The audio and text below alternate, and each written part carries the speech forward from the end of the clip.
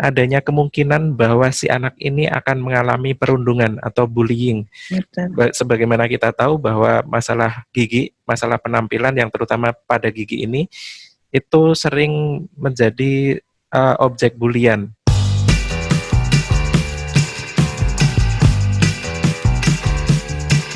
Apakah ada dampak kesehatan gigi dan mulut yang buruk terhadap masa depan si anak?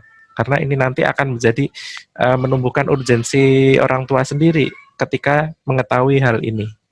Silahkan ya nih. Ya, oke. Jadi untuk dampak dari kesehatan gigi dan mulut dari mulai bayi ke masa depannya itu ternyata cukup ini Mas ya. Kalau kita tadi runut ke belakang itu ternyata cukup banyak juga dampaknya ya. Yang pertama yaitu tentunya ke kualitas hidup anak sehari-hari ya, apabila anak mengalami sakit atau keluhan lainnya seputar gigi itu akan berpengaruh ke pendidikan dan juga ke moodnya dalam bermain ya, keceriaannya juga bisa hilang, dan kemudian kondisi gigi yang lubang kemudian bengkak tidak dirawat dibiarkan itu juga berpotensi menyebabkan timbulnya masalah baru pada saat giginya berganti ya. Misalnya tadi posisi giginya jadi tidak rapi gitu, kemudian juga kebiasaan-kebiasaan buruk yang bisa dialami si anak itu bisa juga berkaitan dengan nantinya kondisi-kondisi kelainan di gigi dan rahangnya, dan itu mengganggu estetis atau keindahan si anak, yang mana kondisi tersebut juga akan membuat si anak minder di kemudian harinya. Saat ini mungkin tidak terasa ya Mas ya, karena kadang anak-anak pokoknya nggak mau dirawat, nggak mau gitu. Tapi ternyata waktu remaja dia jadinya tidak percaya diri ke sekolah gara-gara giginya lubang, gigi depannya jadinya kelihatan ompong gitu karena gigi lubang awalnya kecil itu tidak dirawat, dan itu ternyata sangat berpengaruh sekali terutama pada wanita mungkin ya. Tapi ada juga beberapa ternyata pasien anak yang karena giginya susunannya tidak rapi, dibully di sekolah, dia sempat bilang ke orang tuanya, saya nggak mau masuk sekolah lagi karena saya di sekolah di kata-katain, di dibully sama teman-temannya, jadi dia mogok sekolah. Dan setelah dilakukan perawatan, kepercayaan dirinya kembali normal dan kondisi psikisnya membaik, dan akhirnya dia bisa melanjutkan pendidikan dengan nyaman seperti itu. Jadi memang ini harus jadi perhatian kita bersama. Gigi anak sejak bayi pertama kali tumbuh ya itu sudah perlu mulai dikenalkan ke dokter gigi seperti itu, dan orang tua sangat perlu untuk mencontohkan kebiasaan-kebiasaan baik ke anak, dan juga mungkin kita bisa memberikan anak suatu apresiasi ya Mas ya, berupa reward kalau misalnya memang dia sudah berani ke dokter gigi atau sudah bisa menerapkan kebiasaan-kebiasaan yang baik tersebut. Reward tidak harus mahal ya, bisa jadi setiap kali dia misalnya sikat gigi dengan cara yang benar, tidak buru-buru gitu ya, sesuai waktunya, bisa dikasih stiker, dibelikan buku stiker. Oh, kalau sudah sikat gigi bisa ditempeli stiker gitu. Atau habis dari dokter gigi nanti biasanya kalau anak-anak sekarang diajakin ke mall gitu ya Mas.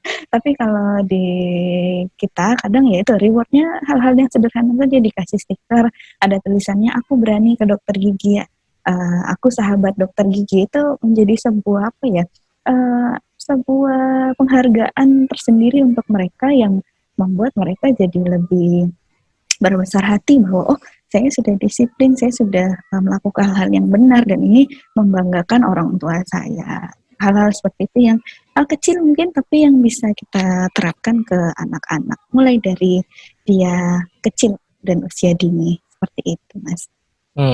Jadi kita dapat wawasan yang sangat menarik tadi bahwa masalah gigi ini bukan hanya masalah dia sakit dan dia kehilangan gigi, bukan masalah biologis fungsional aja, tapi ada aspek psikologi di situ. Dan Psikologis ya. orang tua harus memahami adanya kemungkinan bahwa si anak ini akan mengalami perundungan atau bullying. Betul. Sebagaimana kita tahu bahwa masalah gigi, masalah penampilan yang terutama pada gigi ini, itu sering menjadi objek bulian. Jadi kalau giginya tonggos atau giginya mungkin rusak kayak gitu, itu akan Ya, menjadi bulian di tengah masyarakat dan itu yang sering orang tua tidak menyadari akan aspek tersebut gitu.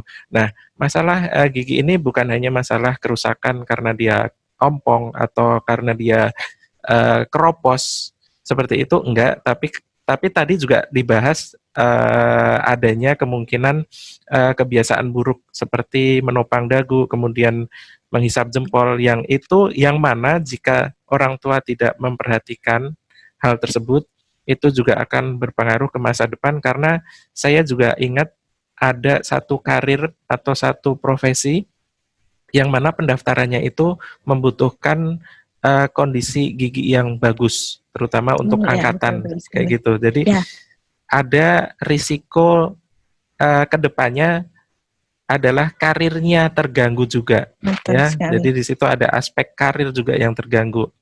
Belum lagi masalah relationship nanti. Kalau udah remaja kayak gitu, Yes. rangnya nggak bagus, susunan Mm-mm. gigi nggak bagus, relationship-nya juga sedikit terganggu atau mungkin banyak terganggunya juga gitu. Oke, mungkin itu tadi obrolan kita tentang gigi anak sangat lengkap sekali dipaparkan oleh Dokter Gigi Yani, spesialis kedokteran gigi anak. Mungkin dari Yani ada closing statement yang bisa disampaikan kepada masyarakat mengenai kesehatan gigi anak. Silakan Yani. Ya, oke. Terima kasih, Mas Vivi.